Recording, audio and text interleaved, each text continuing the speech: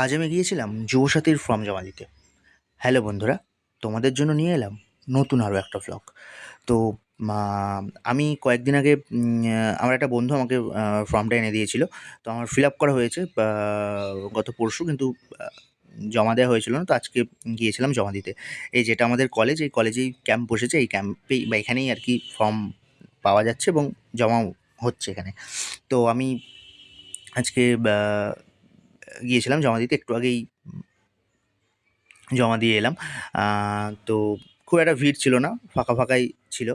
বেশ মানে কোনো ভিড় বেশি ছিল না, ফাঁকার মধ্যেই জমা দিতে পেরেছি। জমা দিয়ে তারপর টোটো করে আবার বাড়ি ফিরে এসেছি।